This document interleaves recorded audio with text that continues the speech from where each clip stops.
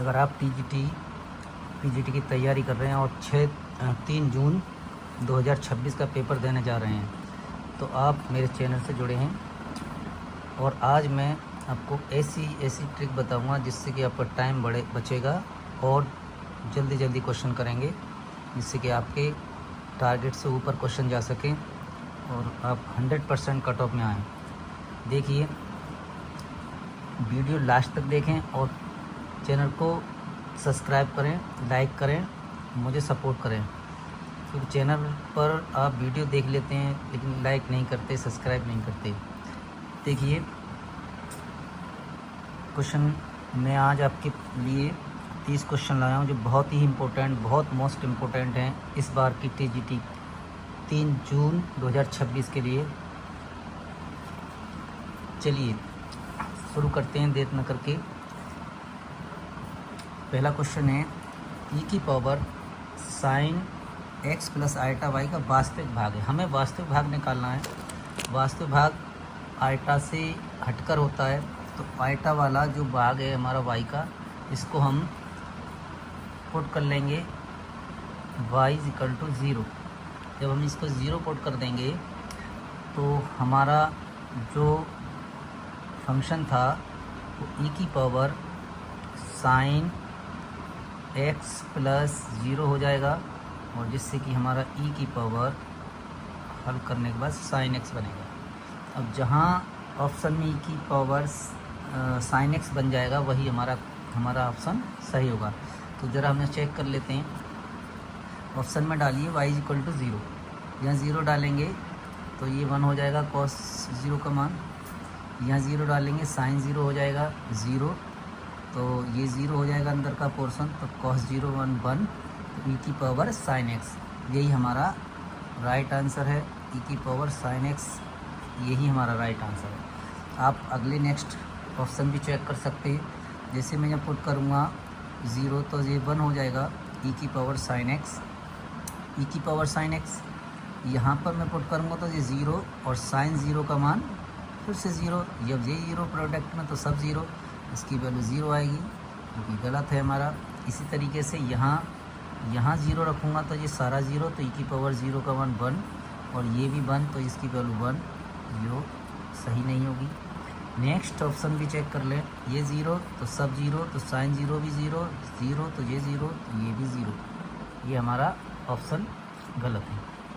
Next question देखें। Next question है, sine x plus iota y बराबर है, यानी ये जो हमारा फंक्शन है ये किसके बराबर है हमको ये बताना है, ये चेक करना है। तो देखें, हम इसमें जनरली y = 0 पुट कर देते हैं, ठीक है। तो हमारा फंक्शन हो जाएगा साइन एक्स प्लस 0 मतलब साइन एक्स। अब जिस ऑप्शन में साइन एक्स हमारा बनता है वही हमारा ऑप्शन सही होगा। यहाँ चेक कर लेते हैं। मैं यहाँ 0 रखूँगा तो ये 1 हो जाएगा, साइन एक्स बचेगा यहाँ, तो साइन एक्स,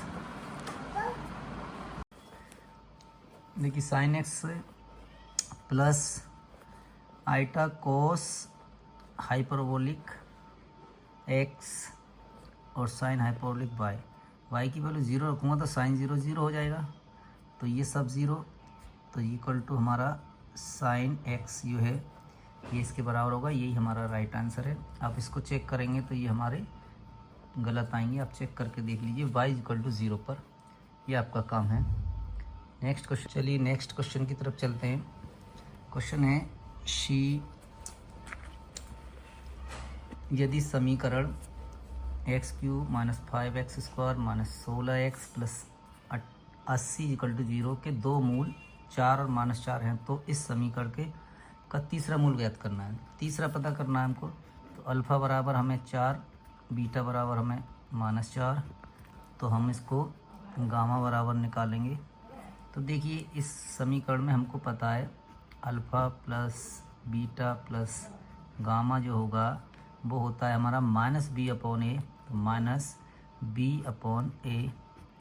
तो -b/a माइनस b का मान -5 और a का मान 1, अल्फ़ा का मान +4 बीटा का मान -4 प्लस गामा इक्वल टू 5, ये इससे cancel out, y equal to हो गया, गामा इक्वल टू हो गया 5, यानी तीसरा मूल्य हमारा कौन सा होगा, 5 होगा। चलिए नेक्स्ट क्वेश्चन की तरफ चलते हैं। शीर्ष, देखिए ये इस बार 3 जून को एग्ज़ाम जो हो रहा है इसके लिए बहुत इम्पोर्टेंट क्वेश्चन है, आप इनको बिल्कुल स्किप ना करें। देखिए शीर्ष मूल बिंदु पर अक्ष x जेड अक्ष तथा अर्ध शीर्ष कोण π/4 है के एक लंबवृत्तीय शंकु का समीकरण है। देखिए लंबवृत्तीय शंकु का समीकरण आप पता कर लें है क्या, आप जानते होंगे सभी, तुम लोगों को इसका समीकरण सबको पता होगा। शंकु का जो समीकरण होता है वो ये होता है, जब उसका अक्ष x होता, सॉरी z होता, x² + y² equal to z² tan square alpha. Alpha जो है ये अर्धशीर्ष कोण है जो हमारे पास π/4 दे रखा है, इसमें इसको लगा देंगे तो आपका बन जाएगा z² × 1। tan π/4 का मान 1 होता है, तो इसलिए ये x² + y² equal to z² हमारा राइट आंसर है, जो ऑप्शन में बी ऑप्शन में हमको मिल रहा है। चलिए अब नेक्स्ट क्वेश्चन की तरफ चलते हैं। नेक्स्ट क्वेश्चन है, मैंने इसको बड़े अच्छे से सेट किया है इन क्वेश्चंस को, आप इसको ध्यान रखें, ये बहुत ही इम्पोर्टेंट बनता है इस बार। जो मैंने इसमें 30 क्वेश्चन के लिए आपको रखे हैं, इस बार एग्ज़ाम में 100% पूछने वाले क्वेश्चन हैं ये, और पूछे जाएंगे। मुझे यहाँ तक लगता है 100% क्वेश्चन पूछ सकता है। देखिए f(x) = ax + b और f(x) = 8x + 21 और a b वास्तविक संख्याएं, तो a + b बराबर होगा। तो आप जानते हैं f(x) ये रखा है हमारा, 3 बार फंक्शन को नोट कराएंगे, इसकी वैल्यू हमको चाहिए। दरअसल ये दे रखी है 8x + 21, तो हम जब इसमें पहली बार f(x) की वैल्यू ये लगाएंगे ax + b, ठीक है, तो ये हो जाएगा 8x + 21। इसके बाद में फिर इसके साथ f(x) की वैल्यू लगाएंगे, तो x की जगह हम फिर वो लाएंगे, तो ax + b हो जाएगा, ये 8x + 21। इसके बाद इसको मैं एक सिंप्लीफाई कर लेता हूँ, x² + ab + b, और ये है 8x + 21। अब यहाँ से अगर हम देखें फिर f(x) की वैल्यू, तो ये फिर लग जाएगा x की जगह a² x ab + b, इसके बाद +b और है, तो हमारा 8x + 21। यहाँ से अंदर हम इसको सिंप्लीफाई करेंगे, aq(x) + a² b + ab, तो यहाँ से +b और आएगा इक्वल टू 8x + 21। यहाँ से अगर मैं दोनों का कंपेयर करूँ तो aq इक्वल टू कितना आ गया, 8, तो aq इक्वल टू 8, तो a इक्वल टू हमारा यहाँ 2 बन जाएगा, और 2 बनते ही यहाँ से b की वैल्यू निकल के आएगी आपकी a² b + ab + b equal to 21। a की जगह 2 रखूँगा तो 4b हो जाएगा ये, प्लस 2b हो जाएगा ये, प्लस b इक्वल टू 21। इसको ऐड करेंगे तो 7b equal to 21, 7 21, b equal to 3, a + b equal to 2 + 3 मतलब 5 इज़ द राइट आंसर। ये क्वेश्चन नंबर 6 की तरफ बढ़ते हैं।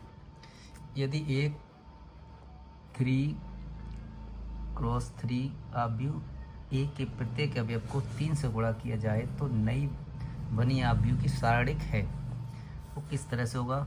ध्यान रखिए, इसका एक फॉर्मूला होता है, अगर कोई n गुणा n का कोई मैट्रिक्स है और उसमें किसी का भी हम मल्टीप्लाई कर रहे हैं, मान लो k का मल्टीप्लाई करते हैं, तो नई जो आव्यूह बनेगी वो जो आपका ऑर्डर है उसमें जो भी कांस्टेंट का मल्टीप्लाई किया उसकी पावर लेके जाएगा, तो उसका ये बनेगा। इस हिसाब से यहाँ के की वैल्यू जो होगी वो 3 होगी, सॉरी के की वैल्यू होगी, हाँ सॉरी 3, और एन की वैल्यू भी 3 होगी।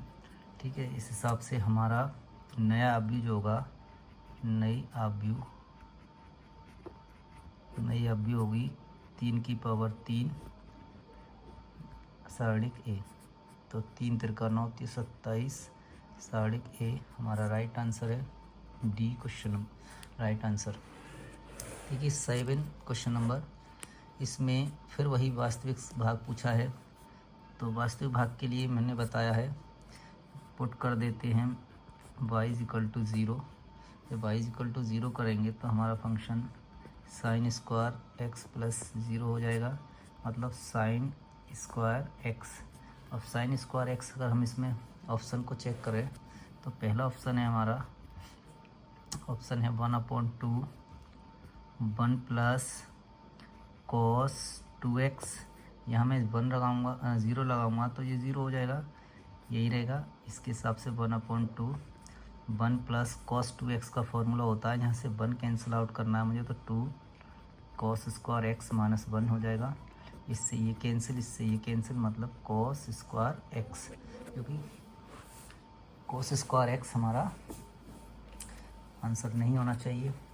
Option B 1/2 1 minus cos 2x cos hyperbolic 2y। Simply इसको हम 1/2 1 माइनस कॉस 2x इंटू यहाँ 0 करेंगे तो कॉस 0 का मान 1। इस हिसाब से 1/2 1 माइनस, इसको हम कॉस 2x का फॉर्मूला लगाएंगे तो 1 minus minus plus 2 sine square x, 1 से 1 कैंसिल आउट, 2 से 2 कैंसिल आउट, मतलब sine square x is the right answer. Option B हमारा राइट आंसर होगा, ऑप्शन बी हमारा राइट आंसर। चलिए क्वेश्चन नंबर 8 देखते हैं। यदि रेखा ax + by + c = 0 पर बले y² बराबर x को स्पर्श करती है तो निम्नलिखित में कौन सही है, यानी सही कौन सा होगा ये देखना है। देखिए पहले तो आप ये समझिए, ये रेखा है और ये परवलय है, इसको ये स्पर्श करती है तो परवलय हमारा ये बनेगा। इसको ये मान लो कहीं स्पर्श करती है ये लाइन इस तरह से, तो जो स्पर्श पॉइंट है वो दोनों पर होगा, मतलब इंटरसेक्ट। अगर इन दोनों को सॉल्व करता हूँ तो ये पॉइंट्स निकल कर आएगा। तो डेफिनेटली अगर मैं इन दोनों को सॉल्व कर लूँ तो क्या निकल के आएगा, y यानी x की जगह मैं y² यहाँ पुट कर दूँ तो पुट x = y², तो ये हो जाएगा ay² plus by plus c = 0। अब ये क्वाड्रेटिक इक्वेशन है और ये दोनों टच कर रहे हैं, तो इसका मतलब ये जो दोनों के जो मूल होंगे इसके वो कॉन्साइंट होंगे, मतलब संपाती होंगे। और संपाती होने की कंडीशन होती है हमारी d = 0, और d = 0 का मतलब b² माइनस 4ac = 0। इस हिसाब से b² बराबर हमारा 4ac राइट आंसर होगा। तो b² = 4ac हमारा right answer. Next question, question number 9। यदि अल्फ़ा और बीटा समीकरण x² + x + 1 बराबर 0 के मूल हैं तो समीकरण जिनके मूल अल्फ़ा की पावर 7 और बीटा की पावर 4 हो तब। देखिए जब भी आपको x² + x + 1 बराबर 0 ये समीकरण दिखे तो इसके मूल ओमेगा और ओमेगा स्क्वायर होते हैं, ये आप ध्यान रखिए। ठीक है, तो ये जो ओमेगा और ओमेगा स्क्वायर जो हैं वो अल्फ़ा और बीटा हैं, तो अल्फ़ा = ओमेगा और बीटा = ओमेगा स्क्वायर। अगर हम इसको अल्फ़ा की पावर 7 की वैल्यू निकालें तो ओमेगा की पावर 7 होगा, और ओमेगा की पावर 7 को अगर हम 6 × ओमेगा लिख दें पावर का, तो ओमेगा की पावर 6 की वैल्यू 1, तो ये ओमेगा हो जाएगा। इसी तरीके से बीटा की वैल्यू जो निकलेगी वो 4, तो इसको भी हम ओमेगा की घात 4 लिख सकते हैं, नहीं सॉरी 4 की पावर ओमेगा स्क्वायर की पावर 4 लिख सकता हूँ, तो ओमेगा की घात 8 हो जाएगा। और इसको मैं लिख सकता हूँ ओमेगा की घात 6 इंटू ओमेगा स्क्वायर, कि ये आ जाएगा ओमेगा स्क्वायर, इसकी वैल्यू 1 हो जाएगी ओमेगा की घात 6। तो देखिए फिर वही हमारे मूल आ गए जो पहले थे ओमेगा और ओमेगा स्क्वायर। जो ओमेगा और ओमेगा स्क्वायर की जो इक्वेशन थी वो हमारी ये थी x square plus x plus 1 equal to 0। लेकिन बाद में भी हमारे वही मूल आए जो पहले थे, तो इक्वेशन चेंज नहीं होगी ना। जब इक्वेशन चेंज नहीं होगी तो इसका आंसर भी हमारा वही इक्वेशन रहेगा, x square plus x plus 1 equal to 0। देखिए नेक्स्ट क्वेश्चन, क्वेश्चन नंबर 10। यदि ए बी सी समांतर श्रेणी में है तो इसका मान बताना है। देखिए इसका मान जो है, पहले तो अब ये समझ लीजिए, यहाँ ए बी सी समांतर श्रेणी में है तो इसका मान बताना है। तो यहाँ x की जगह हम अपनी मर्ज़ी से कोई वैल्यू पुट कर सकते हैं। तो हमने मान लिया, पुट कर लिया x की जगह, देखिए 0 समझ लो, मैंने 0 मान लिया लग, ठीक है।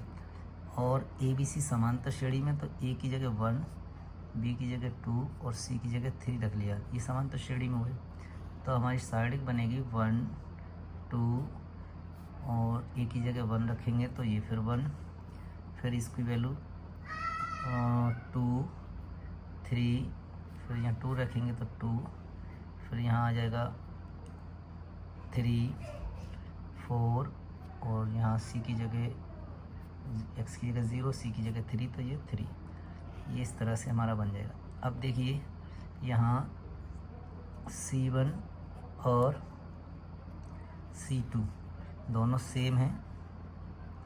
देखिए ये दोनों सेम हैं। एक जब साइड में 2 रो या 2 कॉलम सेम हो जाएं तो उसका वैल्यू जो होती है क्या होता है, शून्य होता है। तो ये शून्य इसका राइट आंसर होगा, ऑप्शन नंबर फर्स्ट। चलिए क्वेश्चन नंबर 11। निम्नलिखित फलनों टी आर स्क्वायर से आर स्क्वायर में कौन सा रैखिक रूपांतरण है, ये हमको बताना है। देखिए रैखिक रूपांतरण जब होता है तो t00 इक्वल टू 0 होना ज़रूरी होता है। अगर ये ऐसा मिलता है कहीं तो हमारा रैखिक रूपांतरण है, अन्यथा नहीं है। तो इसका मतलब है x की जगह 0, y का वैल्यू भी 0, तो इधर भी 0 आना चाहिए। तो अगर हम यहाँ से ऑप्शन से चेक करें, फर्स्ट ऑप्शन तो x0 y0, तो यहाँ रखूँगा x0 तो ये -1 हो जाएगा और ये 0 हो जाएगा, जो कि हमारा इसको सेटिस्फाई नहीं कर रहा हो। इसी तरीके से बी ऑप्शन चेक करता हूँ, t0 रहेगा इधर, तो इधर रखूँगा तो 0 और इधर 1, ये भी सेटिस्फाई नहीं करेगा। सी t0 रहेगा इधर, जब मैं इसको सेटिस्फाई यहाँ रखूँगा तो ये 0 + 0 0 और ये भी 0, ये राइट आंसर है। इस तरह से डी ऑप्शन अगर आप चेक करें तो 0,0 इधर रखेंगे तो -1, 0, ये भी हमारा सही नहीं है। तो इसलिए हमारा C option right answer, C is the right answer. Next question है क्वेश्चन नंबर 12। देखिए ऐसे क्वेश्चन पूछ चुका है कई बार और फिर पूछ सकता है। यहाँ इंटीग्रेशन अगर हम करेंगे तो बहुत टाइम खाएगा और टाइम लेगा, और हमको टाइम बचाना है टीजीटी में। अगर आपको क्वेश्चंस अच्छे लग रहे हों और ट्रिक अच्छी लग रही हो तो प्लीज़ चैनल को सब्सक्राइब लाइक ज़रूर करें। देखिए n इक्वल टू यहाँ 1 रखता हूँ मैं, तो हमारा जो फंक्शन इंटीग्रेशन है 10 to 1 x 1 - x हो जाएगा dx। अगर मैं इसको अंदर मल्टीप्लाई कर दूँ x को तो ये बनेगा x - x² dx। यहाँ से आप इंटीग्रेशन आराम से कर सकते हो, ये हो जाएगा x²/2, ये होगा x³/3 और लिमिट 0 to 1। यहाँ वैल्यू लगाएं तो 1/2 - 1/3 बनेगा, और इसके हिसाब से इसको हम सॉल्व करेंगे तो 6 3 - 2 1/6। n इक्वल टू 1 पर जिस ऑप्शन में 1/6 आ जाएगा वही हमारा आंसर होगा। तो रख के देखते हैं यहाँ पर 1 1 2 और 1 2 3, तो 2/3 सही नहीं है, इसको रखें 1 तो यही है, ये 2 हो जाएगा, ये 3 हो जाएगा, 3 2 जा 6, 1/6 इज़ द राइट आंसर। इनको भी चेक कर लेते हैं, 1 और 2 3 और 1 2 2, then 3/2 गलत, ये तो होगा ही नहीं फिर, नो नो। देखिए क्वेश्चन नंबर 13, यदि ओमेगा इकाई का समृद्ध घनमूल है तो हमें ओमेगा की घात 100 प्लस ओमेगा की घात 17 प्लस 1 बराबर है, ये देखना है। तो ये तो हमें पता ही है, ओमेगा की घात 3 की वैल्यू ओमेगा का क्यूब क्या होता है, 1 होता है, ठीक है। यह हम पुट करेंगे ओमेगा की घात 3, तो इसको अगर हम ओमेगा की घात 3 में तोड़ेंगे तो हम यहाँ 3 टाइम कर सकते हैं ये, तो ये 99 हुआ, एक पावर बची उसको हमने ऐसे लिख लिया। इसी तरीके से 6 ओमेगा की पावर, इसको हम लिखेंगे तो ये 15 बनाना है, 5 3 या 3 या 5 और 2 पावर बचेंगी यहाँ प्लस 1।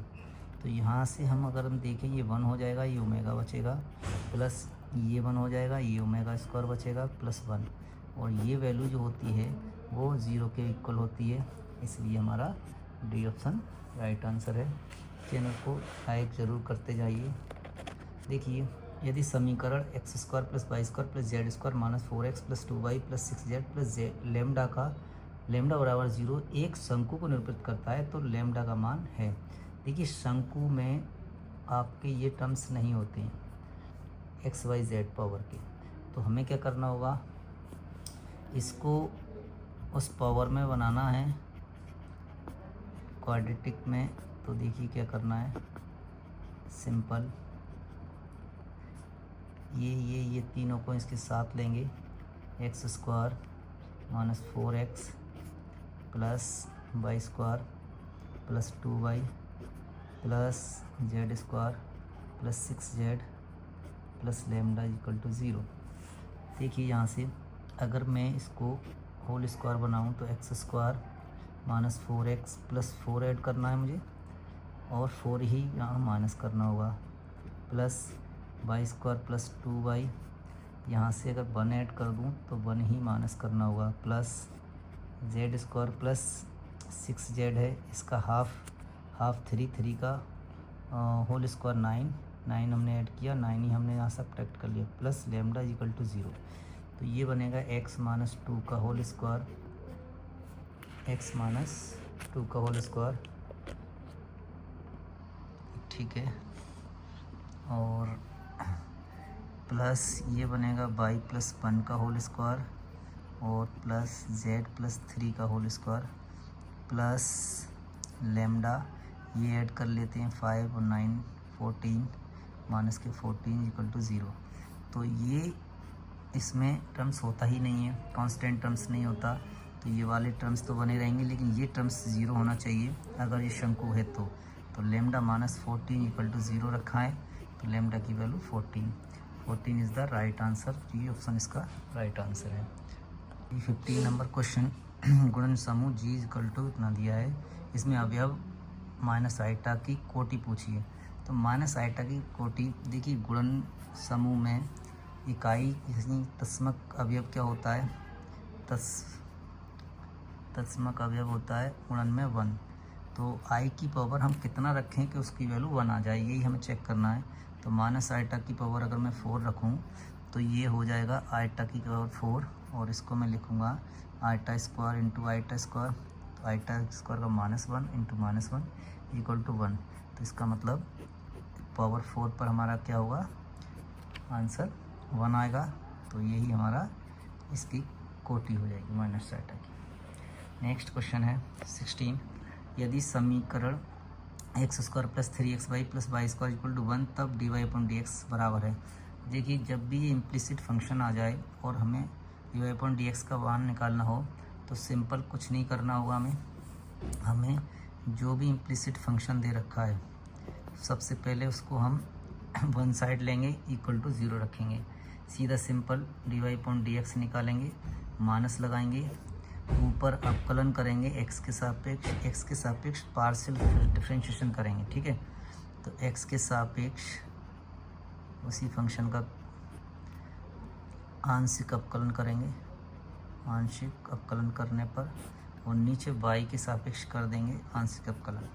तो देखिए मैं करके देख लेता हूँ। माइनस एक्स के सापेक्ष आंशिक अवकलन करूँगा तो 2x हो जाएगा, ये हो जाएगा प्लस का 2y, सॉरी 3 है ये, प्लस का 3y, और ये 0 हो जाएगा, ये 0 हो जाएगा, क्योंकि हमें आंशिक अवकलन करना है x के सापेक्ष। नीचे y के सापेक्ष करना है तो ये 0 हो जाएगा, यहाँ से 3y 1 हो जाएगा, 3x हो जाएगा, और ये हो जाएगा प्लस का 2y।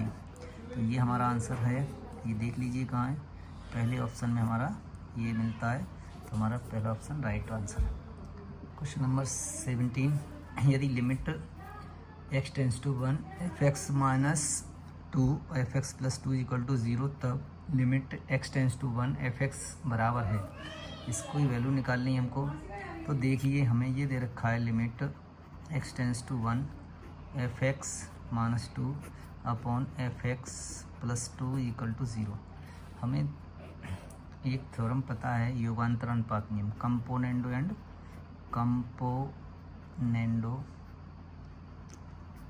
And dividendo theorem. उस थ्योरम को आप यहाँ लगाएंगे, देखिए क्या होता है।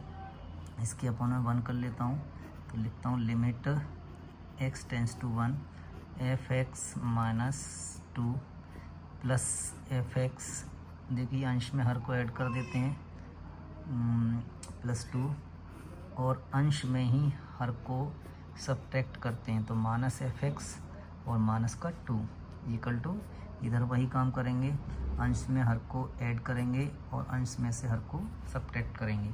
तो यहाँ से 2 से 2 cancel out, f(x) limit x tends to 1, ये हो जाएगा ऊपर 2f(x) अपॉन नीचे माइनस का 2, 2 से 2 कैंसिल, ये 1 अपॉन -1 हो जाएगा, तो ये माइनस से माइनस कैंसिल आउट। हमें चाहिए limit x tends to 1 f(x) का वैल्यू चाहिए थी, जो कितना आया, नहीं सॉरी 2 2 जो 4 हो गया, 2 टाइम कैंसिल आउट, तो ये 2 बन जा 2। तो ये हमारा इसका आंसर 2 इज द पहला ऑप्शन राइट है। नेक्स्ट क्वेश्चन है, m का मान ज्ञात कीजिए। ये लिए 2x - x² प्लस my² प्रसंगवादी यानी हार्मोनिक फलन हो, तब यानी हार्मोनिक फलन होगा तो इसमें x के गुणांक और y का गुणांक, हार्मोनिक फंक्शन जो होगा, देखिए हार्मोनिक फंक्शन में जो हायर पावर होती है ना, उनके गुणांक जो हैं वो उनका सम 0 के इक्वल होता है। तो the sum of coefficient of higher power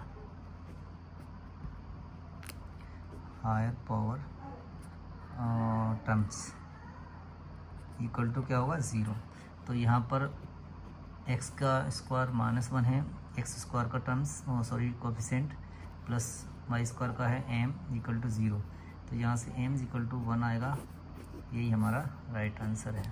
पहला ऑप्शन राइट है इसका। क्वेश्चन नंबर 19, यदि f(x) = x⁴n, तब f1 + f1 dash f'(1) this fn1 n का मान है। देखिए हम अगर यहाँ n की जगह मैं 1 पुट कर देता हूँ, 1 क्या रखना है मुझे, n की जगह 1, तो हमारा f(x) जो है क्या हो जाएगा, x हो जाएगा। ठीक है ना। इसके बाद में फिर मैं यहाँ इस फंक्शन में यही रखता हूँ, n की जगह 1, तो देखिए यहाँ 1 रखूँगा तो f1 हो जाएगा, मतलब ये वाला टर्म्स मिलेगा। तो कहने का मतलब केवल मुझे ये यहाँ तक ये चाहिए, बस फंक्शन की वैल्यू मुझे इतने की चाहिए। तो मुझे क्या चाहिए, f1 + f1 dash factorial 1 = this, क्या आएगा वो देखना है हमको। n बराबर 1 के लिए मुझे इतना चाहिए।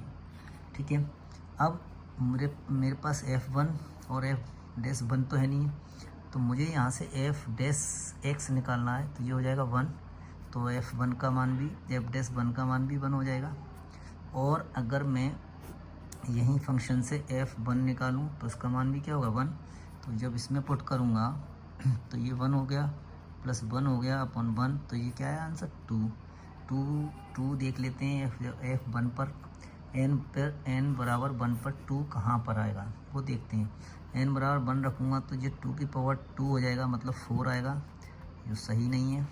यहाँ पे 1 रखूँगा तो 2 ही आएगा, यही हमारा आंसर सही है। बाकी और चेक कर लीजिए, कहीं नहीं आएगा, तो हमारा सेकंड ऑप्शन सही है।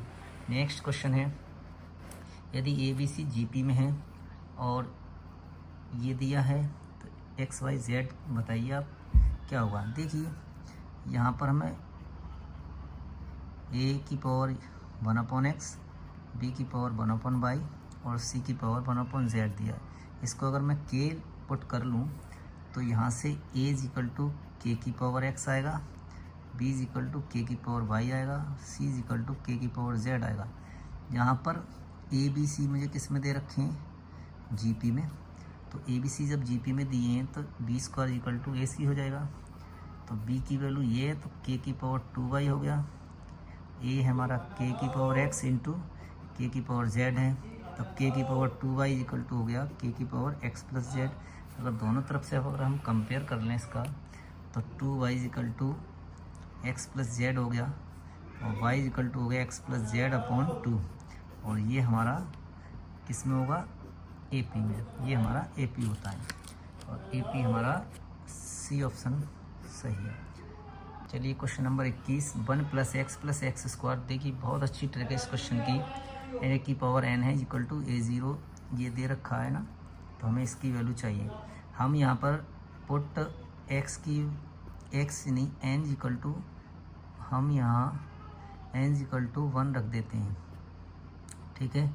n इक्वल टू 1 रखते ही मेरा ये क्या बन जाएगा, 1 + x स्क्वायर की पावर 1, मतलब यही रहेगा a0 + a1x plus a2x square plus a3x cube aq(x) plus and so on plus a की पावर 2n, n की जगह 1 रखना है तो मुझे 2 रखेंगे यहाँ और x की पावर ये 2 आएगा। तो ये टर्म्स मुझे कहाँ मिलेगा, a2x स्क्वायर यहाँ।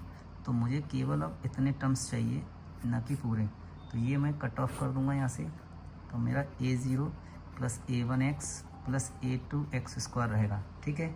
n इक्वल टू 1 पर ध्यान रखना है।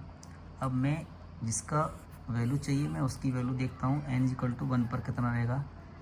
तो यहाँ मैं अगर a2 रखूँगा तो a0 प्लस n की जगह 1 रखूँगा तो a0 प्लस यहाँ रखूँगा 1 तो 2 आएगा ना, तो a2, बस मुझे इसकी वैल्यू चाहिए, ठीक है। अब मुझे a0 a2 चाहिए, दोनों को ऐड करूँगा, आंसर मुझे मिल जाएगा। तो यहाँ से अगर मैं कंपेयर करूँ इन दोनों का तो a0 कितना आएगा, यहाँ से a0 मिलेगा मुझे 1 और a1 चाहिए नहीं, में चाहिए a2 चाहिए, तो x स्क्वायर का यहाँ पर a2, यहाँ x स्क्वायर का a2 गुणा के यहाँ x स्क्वायर का 1 हो जाएगा, 1 हो गया। अब इन दोनों को मैं जब ऐड करूँगा वैल्यू लगाऊँगा 1 + 1 तो 2 आंसर आएगा। 2 यहाँ मुझे मिल जाएगा, वही मेरा ऑप्शन सही होगा। 8n इक्वल टू 1 पर मैं 1 यहाँ लगाऊँगा तो 3 1 -1 2 हो गया, ठीक है। यही हमारा राइट आंसर है। अगर मैं यहाँ लगाता हूँ 1 नो n इक्वल टू 1 लगाऊँगा तो 3 - 1 तो 2 होगा, और यहाँ लगाऊँगा 1 तो 1 + 1/2 और यहाँ लगाऊँगा 1। देखिए a0 मतलब n की जगह 1 रखूँगा तो 1 - 3 - 1/2 मतलब 2/2 1, ये गलत है, इसमें रखूँगा तो ये इसका आंसर 2 आएगा, ये हमारा राइट आंसर है। क्वेश्चन नंबर 21 में देखिए in इक्वल टू 0 to π/4, ये इस फॉर्मेट में क्वेश्चन आता है। इस फॉर्मेट में क्वेश्चन आने का मतलब i8 दिया हुआ है, बिल्कुल सेम ये फॉर्मेट मिले आपको। तो आप कैसे करते हैं, देखिए 8 + i6 इक्वल टू निकालना है, ठीक है। तो देखिए जब भी इस फॉर्मेट में क्वेश्चन आएगा तो ये दोनों ऐसे नंबर्स दिए होंगे जिनके बीच में एक इंटीजर ज़रूर होगा। तो यहाँ 8 और 6 और 8, इनके बीच में क्या है 7, तो इसकी जो वैल्यू होगी सिंपल 6 इक्वल टू 1/7। जो भी बीच में इंटीजर रहेगा इसके वो वही हम 1/, में लिखेंगे, वही हमारा राइट आंसर होगा इसकी सब ट्रिकें। क्वेश्चन 23 नंबर, ये क्वेश्चन दिया हुआ है। देखिए जब भी इस फॉर्मेट में क्वेश्चन आए तो इसके आगे जो नंबर रहेगा 2 है, तो ये जो नंबर है इस नंबर्स के हम 2 ऐसे फैक्टर करेंगे जिसमें कितने का गैप होना चाहिए, जो रूट के आगे नंबर होता है उतने का, यानी 2 का गैप होना चाहिए, और ये हमारा 2 फैक्टर हो जाना चाहिए। तो 4 और 2 8 हो गया, इनके बीच में गैप कितना है, 2 का गैप है। तो जो बड़ा नंबर होगा वही इसका राइट आंसर होगा। तो डी हमारा राइट आंसर है। तो ये क्वेश्चन आपके लिए है, मैं क्वेश्चन आपको लिख के देता हूँ। 6 + √6 + √6 प्लस ... इसका आंसर मुझे कमेंट बॉक्स में देना। 2, बी ऑप्शन है इसका -3, सी ऑप्शन है 3, डी ऑप्शन है -2। इसका मुझे कमेंट बॉक्स में आंसर जरूर अवश्य भेजें। नेक्स्ट क्वेश्चन की तरफ चलते हैं। समाकलन इतने का अगर 0 है तो ये कब 0 होगा ये बताना है मुझे। तो देखिए ये 0 कब होगा, अगर मैं इसको gx/fx प्लस fa-x dx, अगर मैं इसको एक प्रॉपर्टी के द्वारा खोल दूं तो हमने g(a-x) कर दिया अपॉन fa-x हो जाएगा, प्लस यहाँ मैं a में से इसको माइनस करूँगा तो ये x बचेगा dx। अगर मैं इन दोनों को ऐड करूँ, मुझे 0 करना है, तो इसकी वैल्यू अगर ये इसकी वैल्यू देखो नीचे तो सेम आया, अगर इसकी वैल्यू इसके नेगेटिव में आ जाए तो वो सही नहीं हो जाए, ये वैल्यू इसके नेगेटिव में आ जाए तो वो राइट हमारा ऑप्शन नहीं हो जाएगा। gx = अगर -ga-x हो जाए, समझना g की जगह में अगर माइनस ये रख दूँ यहाँ, तो ये दोनों आप कैंसिल आउट हो जाएंगे। तो 2y = हमारा हो जाएगा 0 से a, तो ये gx की जगह में -ga-x और f(x) प्लस fa-x प्लस का ga-x upon f(x) plus fa-x, ये हो जाएगा dx। तो ये इससे कैंसिल आउट, तो 2y = 0, तो i = 0। तो जब ये वैल्यू हमारी माइनस में आएगी तो इसकी वैल्यू 0 हो जाएगी। हमारा सी ऑप्शन इसका सही है। ये ग्रेटेस्ट इंटीजर का फंक्शन का क्वेश्चन है, ये पूछ चुका है, कई बार आता है और ये इम्पोर्टेंट बनता है। ये इस बार टीजीटी में ज़रूर आएगा, 100% आएगा। देखिए क्या करते हैं, ये फंक्शन जो है जो ग्रेटेस्ट इंटीजर के अंदर है वो x² यहाँ लिखेंगे और वो यहाँ लिखेंगे। जो हमारा लिमिट दे रखी है, जिसकी x की लिमिट दे रखी है वो यहाँ लिख लेंगे, एक जगह x लिखेंगे, एक जगह वो फंक्शन लिखेंगे जो हमारा ग्रेटेस्ट इंटीजर में दे रखा है। तो देखिए यहाँ पर x की वैल्यू 2 है हायर और मिनिमम कितनी है 0, तो इसका x की वैल्यू 2 है तो x² की वैल्यू कितनी होगी 4, 0 है तो कितनी होगी 0। अब इनके बीच में जितने भी इंटीजर आते हैं वो सब लिख लेंगे, 1, 2 और 3। इस पर वैल्यू अब x की देखेंगे, x की वैल्यू हो जाएगी √3 और इसकी वैल्यू भी √2 और इस पर 1 हो जाएगी, ठीक है। अब इसका सिंपल सा देखिए यहाँ से पकड़ के चलेंगे 0 इंटू ये 1 -0 प्लस ये वाला इंटीजर 2 √2 -1 प्लस ये इंटीजर √3 -√2 प्लस ये इंटीजर नेक्स्ट 2 -√3। सिंपल इसको छोड़ देते हैं, सिंपल इसको सॉल्व कर लेंगे। Answer 0 √2 -1 plus 2 √3 -2√2 plus 6 -3√3। देखिए 6 - 1 5 √3 यानी 3 और ये रहा आपका 2, तो माइनस का √2, ये इससे माइनस होगा तो √2। This is answer 5 minus √3 minus √2। ये डी ऑप्शन इसका right answer. Question number next है, यदि ये महत्तम पूर्णांक फलन है तब इसका मान होगा। देखिए 0 से 4 की पावर 10 x² नीचे है आपका x² माइनस 28x प्लस 196 और प्लस x² dx। देखिए यहाँ अगर मैं प्रॉपर्टी लगा दूँ तो यही बन जाएगा। फिर दोबारा 4 to 10, फिर मैंने प्रॉपर्टी लगाई, x की जगह इन दोनों को ऐड करके घटा देते हैं, 14 माइनस x का होल स्क्वायर अपॉन, यहाँ से यहाँ वैल्यू लगाऊंगा मैं ऐड करके, तो यहाँ पे मैं फिर वही चीज़ करूँगा। तो 14 माइनस x का whole square minus 28, 14 minus x और प्लस 196 प्लस 14 माइनस x का whole square latest integer dx।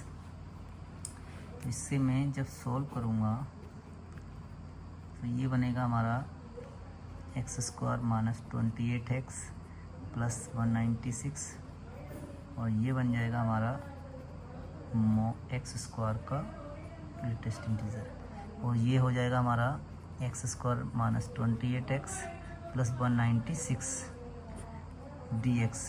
तो ये और ये फंक्शन हमारा बना। अभी इंटीग्रेशन, कोई भी इंटीग्रेशन है तो अगर इस फॉर्मेट में है a to b और fx और नीचे f a minus a plus b minus x dx, ठीक है ना। तो उसकी वैल्यू होती है b माइनस a अपॉन 2। तो यहाँ पर हमको वही चीज़ लगानी है। देखो वही बन गया, नीचे का चेंज नहीं होता है, सॉरी प्लस fx और होगा यहाँ, नीचे का फंक्शन चेंज नहीं होता है, ऊपर का फलन कहने का मतलब सीधा जब भी हम ये फॉर्मेट लगाएंगे तब नीचे तो सेम रहेगा, लेकिन यहाँ चेंज हो जाएगा, जो नीचे है वो ऊपर आ जाएगा। तो इसलिए हमारा ये फॉर्मेट बनेगा। तो इस तरह का फॉर्मेट जब भी बन जाए आपका, तो हम इसको b होगा हमारा 10 और a है हमारा 4, तो 10 माइनस 4 बटा 2 कहने का मतलब 6 अपॉन 2 और 3 is the right answer. Option number 3C इसका सही आंसर। नंबर 27 की तरफ चलते हैं। ये है लिमिट, ये जब भी देखिए इस तरह का क्वेश्चन आता है, limit x tends to infinity x minus 2 upon x plus 2 की पावर x प्लस 1, तो देखें इसको हम इस फॉर्मेट में लिख सकते हैं e to the power limit x tends to infinity. ये जो है वो आगे लिख सकते हैं ऐसे इनटू में, और जो फंक्शन में से 1 माइनस कर देते हैं और इसको सॉल्व कर लेते हैं, वही हमारा आंसर होता है। Limit x tends to infinity x plus 1, इसको सॉल्व करेंगे तो x minus 2 minus x minus 2 upon x plus 2, यहाँ से x कैंसिल। इसके बाद e to the power limit x tends to infinity, यहाँ माइनस का 2 to 4 हो गया, और यहाँ अगर मैं इसमें से x कॉमन ले लूँ तो 1 प्लस 1 अपॉन x, और नीचे से भी x कॉमन ले लूँ तो 1 प्लस 2 अपॉन x, ये इससे कैंसिल।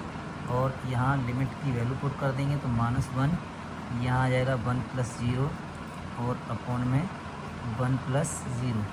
इस हिसाब से e टू दी पावर -4 रहेगा, ये 1, ये 1 अपॉन 1, आंसर हमारा e टू दी पावर -4। ये option number e to the power -4 first option. Next question number 28, यदि अल्फ़ा बीटा द्विघात समीकरण इतने के मूल हैं तो इतने की समीकरण के मूल होंगे। देखिए ax² plus bx plus c = 0 के मूल अल्फ़ा और बीटा हैं, ठीक है।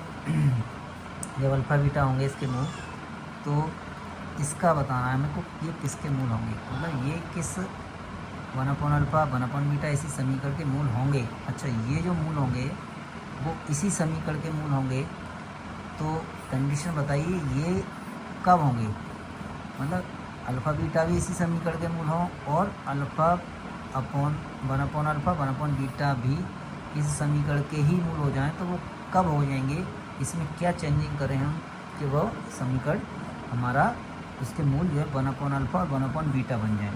तो सिंपल सी बात है, जब भी रेसिप्रोकल मूल्स देखे जाएं तो उनका जो समीकरण होता है केवल चेंजिंग होगी इन दोनों में, यानी ए की जगह सी और सी की जगह ए पहुंच जाएगा। तो सिंपल सी बात है, जब ये दोनों ही इक्वल हो जाएंगे तब हमारा इसी समीकरण के मूल अल्फ़ा बीटा भी होंगे और 1/अल्फ़ा 1/बीटा भी होंगे। तो ऑप्शन नंबर हमारा ए सही है। नेक्स्ट क्वेश्चन है 29, यदि 3f(x) minus f 1/x log e base पर x⁴ और x का मान 0 से बड़ा है तब f(e⁴x) बराबर होगा। देखिए ये है हमारा function 1/x equal to log e base पर x⁴, ठीक है। तो मैं यहाँ पर x की जगह e⁴x पुट कर दूँ, ये बनेगा 3f(e⁴x) माइनस f, ये बन जाएगा 1/e⁴x इक्वल टू, इसको अगर मैं लिखूँ तो log e बेस पर x को e⁴x लिखूँगा और इसकी पावर 4 है तो 4 लगाऊँगा। इसके हिसाब से 3f(e⁴x) तो हमें निकालना ही है, माइनस इसको अगर मैं ऊपर भेज दूँगा तो e⁻x हो जाएगा इक्वल टू, यहाँ से अगर देखें तो log e⁴x हो जाएगा, ठीक है। इस हिसाब से 3f(e⁻x) हो गया, माइनस इसको अगर हम देखें तो ये फंक्शन ये प्लस में आ जाएगा, f(e⁴x) इक्वल टू, यहाँ से ये कैंसिल आउट होगा, 4x बचेगा, तो ये वैल्यू हमारी 4f(e⁴x), ठीक है, इक्वल टू 4x होगा और x से ये 4 से 4 कटेगा तो f(e⁴x) की वैल्यू जो आएगी वो हमारी x आएगी। x is the right answer होगा हमारा, C इसका सही answer. Next and last question है, ये देखिए यहाँ ग्रेटेस्ट इंटीजर का फंक्शन है, यहाँ पर हमें इसकी वैल्यू पता करनी है। देखिए ये वैल्यू हमारी ग्रेटेस्ट इंटीजर की है, तो हमें क्या करना होगा, पहले इसके वो बताने हैं। देखिए x में -2 से लेकर 2 तक का जितने भी इंटीजर होंगे उनका फ्रैक्शंस हमारा जो है वो उस पर डिपेंड करता है कि किस में इसका इंटीजर क्या रहेगा। तो देखिए हमें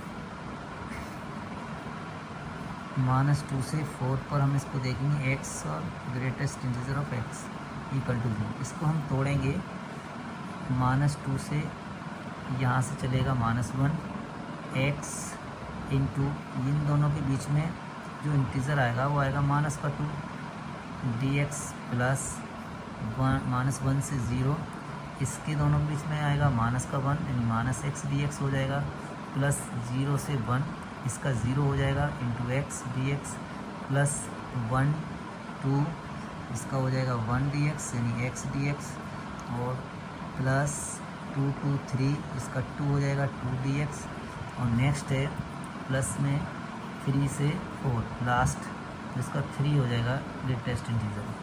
इसको सॉल्व कर लें, देखिए ये 0 हो जाएगा, इसको सॉल्व कर लें तो -2 x²/2 रेडियस मोसली लिमिट है इसकी -2 से -1, माइनस का ये हो ही जाएगा तो ये x²/2 और -1 से 0 लिमिट प्लस यहाँ हम इंटीग्रेशन करेंगे तो x²/2 लिमिट 1 to 2 प्लस यहाँ 2 कॉमन x²/2 रेडियस 2 से 3 ये कैंसिल आउट, इसको सॉल्व कर लें, यहाँ से ये कैंसिल सॉरी यहाँ से ये कैंसिल आउट। इसको देखें माइनस, इसमें अपर लिमिट लाएंगे तो 1 हो जाएगा, और इसमें माइनस का 2 लगाएंगे तो ये हो जाएगा माइनस का 2 या 4। माइनस यहाँ अपर लिमिट लाएंगे 0 हो जाएगा, या माइनस की 1 लगाएंगे तो 1/2 माइनस का रहेगा तो ये प्लस हो जाएगा, प्लस 2 या 4/2 और माइनस 1/2।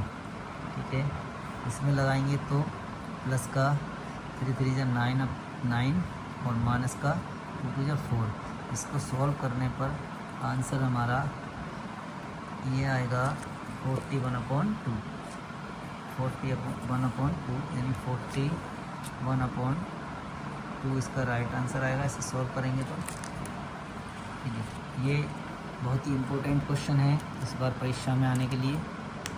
आप इसी तरह के और क्वेश्चंस देखने के लिए मेरे चैनल को सब्सक्राइब कर लें।